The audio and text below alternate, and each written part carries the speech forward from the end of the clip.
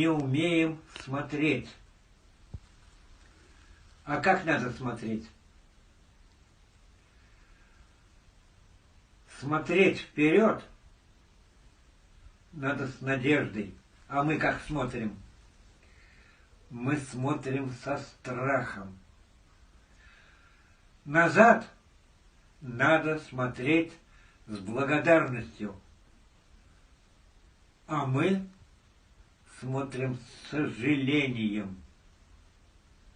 Вверх надо смотреть с молитвой. Мы смотрим с ропотом. Вниз с покаянием, а у нас самооправдание. В себя надо смотреть со вниманием, а мы, как смотрим, с легкомыслием. Вокруг себя надо смотреть с любовью, а мы смотрим с осуждением. Вот и все. Надо всегда за все благодарить Бога, Христа и Богородицу. Аминь.